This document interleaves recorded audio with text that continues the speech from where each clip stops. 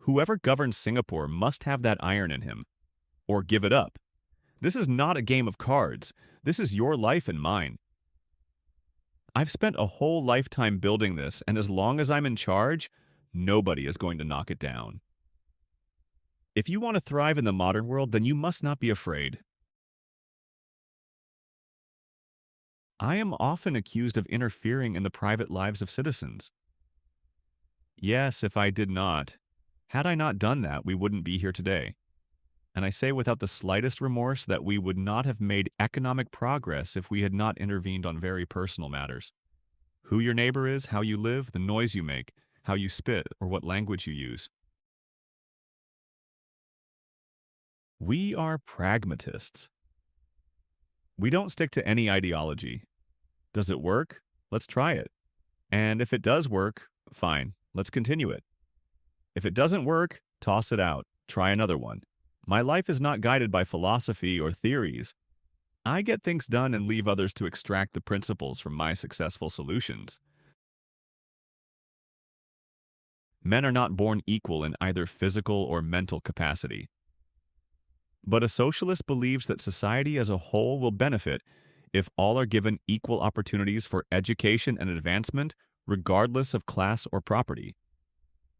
At most, government policies can help equalize opportunity at the starting point, but they cannot ensure equal outcomes.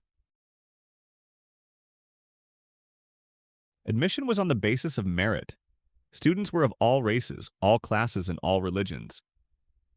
These men have risen to the top by their own merit, hard work, and high performance. It is possible to create a society where rewards vary, not in accordance with property, but with the worth of a person's contribution. If you don't have discipline, you can't achieve anything. Work means discipline.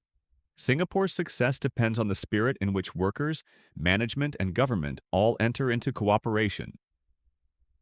You must have application, be prepared to work hard, and get people to work with you. I ignore polling as a method of government.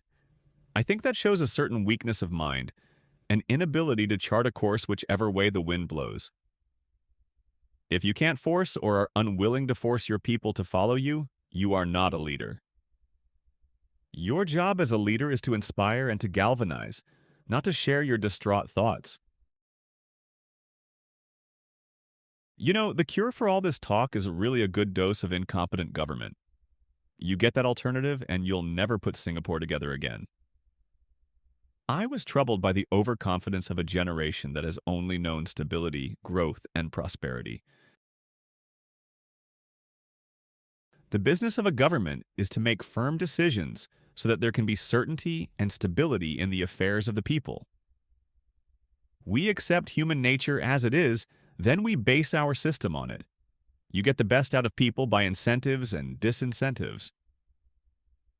The task of the leaders must be to create a strong framework within which people can learn, work hard, be productive, and be rewarded accordingly. If you do not know history, you think short-term. If you know history, you think medium and long-term. Civilizations emerge because human societies in a given condition respond to the challenge. Where the challenge is just about right, the human being flourishes. What worries me about U.S. culture? I find parts of it totally unacceptable. Guns, drugs, violent crime, vagrancy, unbecoming behavior in public. The expansion of the right of the individual to misbehave has come at the expense of orderly society. A nation is great not by its size alone. It is the will, the cohesion, the stamina, the discipline of its people, and the quality of their leaders, which ensure it an honorable place in history. In fact, there is no such magic formula for longevity in political life other than the simple and the obvious. Just honor your promises. Do not corrupt and debauch your party. When your existence depends on performance, extraordinary performance better than your competitors, when that performance disappears, then you've lost everything. A society to be successful must maintain a balance between nurturing excellence and encouraging the average to improve. When those in office regard the power vested in them as a personal prerogative, they inevitably enrich themselves, promote their families, and favor their friends.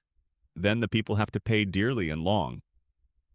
When a leader regards the power vested in him as a personal prerogative, the beams of the house are eaten by termites. After trying out a number of ways to reduce inequalities and failing, I was gradually forced to conclude that the decisive factors were the people, their natural abilities, education, and training. The easy things, just getting a blank mind to take in knowledge and become trainable, we have done. Now comes the difficult part, to get literate and numerate minds to be more innovative. There is a glorious rainbow that beckons those with the spirit of adventure. And there are rich findings at the end of that rainbow. To the young and the not too old, I say look at the horizon, find that rainbow, go ride it. We faced tremendous odds with an improbable chance of survival. Singapore was not a natural country, but man-made. We have exercised power as trustees for the people, with an abiding sense of our fiduciary responsibility. I am not interested in being remembered as a great humanitarian. I'm interested in being remembered as someone who did something. I don't believe in playing to the gallery. I say what I mean, and I mean what I say. My duty is to be correct, not to be politically correct. Young people learn best from personal experience. The lessons their elders have learned at great pain and expense can add to the knowledge of the young. I tell the younger generation, I happen to know how we got here, and I know how we can unscramble it. I have no regrets. I have spent my life, so much of it, building up this country. There's nothing more that I need to do. At the end of the day, what have I got? A successful Singapore. What have I given up? My life. The future is as full of promise as it is fraught with uncertainty. Lee Kuan Yew was the founding Prime Minister of Singapore and the chief architect of its transformation from a struggling post-colonial port into one of the world's most prosperous and orderly nations. Leading from 1959 to 1990, he combined pragmatic governance, meritocracy, and uncompromising discipline to shape a society defined by efficiency and cohesion. His leadership was marked by a rare blend of vision and realism, valuing results over rhetoric, character over comfort. Fiercely devoted to his country's survival, he championed education, clean government, and long-term planning. Though often controversial for his firmness, Lee's impact is undeniable. He built a nation that stands as a model of stability, integrity, and excellence.